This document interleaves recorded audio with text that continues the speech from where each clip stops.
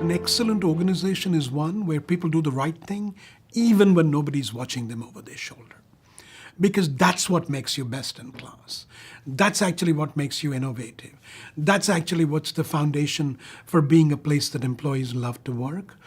So that's the hardest thing. How do you build an organization where people do the right thing even when nobody's watching all over them?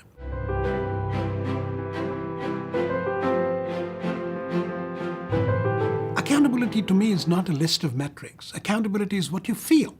So felt accountability is the important thing. And from my point of view, there are two foundations. One is a feeling of psychological ownership. The other is a sense of obligation. And each one balances the other. If it's 100% psychological ownership, 0% obligation, it becomes a gateway to being egocentric. On the other hand, if it's 100% obligation and no sense of psychological ownership, that becomes burdensome and therefore unsustainable. So you need a blend of both things.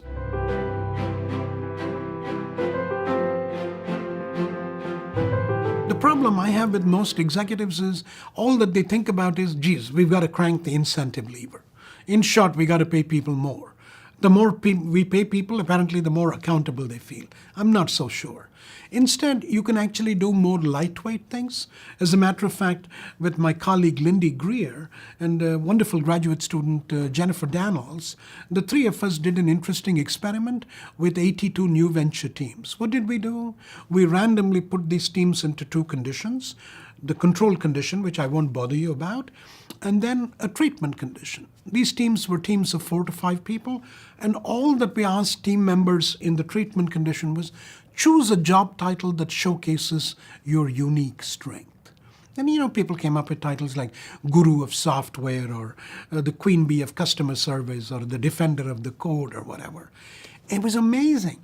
The teams where people chose their own job titles, what did it do? It actually made them feel less anonymous, obviously.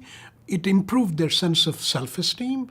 But much more importantly, it also solved the problem of who knows what in the team.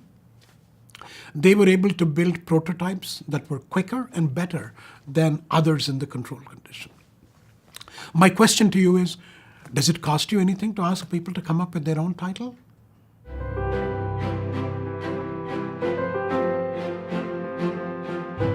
In most organizations, when I look at high performers, on average, high performers can be categorized into two buckets. One bucket is high performers who are high maintenance. They need to be stroked, they need to be paid, they need to be recognized, and they're extremely self-centered. On the other hand, there are other high performers who have been referred to as extra milers. And what do? They perform well, but they're also the most helpful people. They're the go-to people when you run into a problem. Hey, how do I deal with this customer problem? How do I deal with the technology problem? It's these extra milers that do the most. It turns out most executives, they overload the extra milers. You're never going to go to your high maintenance, high performer and say, can you please do that? They'll just immediately want a lot of things from you. You instead go to your extra milers. They're very good at what they do. What's their principal weakness? They don't know how to say no to you, or for that matter, anybody. So ironically, the more you overload them, the more overwhelmed they get. And some studies have actually shown if you overload them with too many requests, they actually begin to develop intentions of leaving the company. Is that what we want to do? I think not.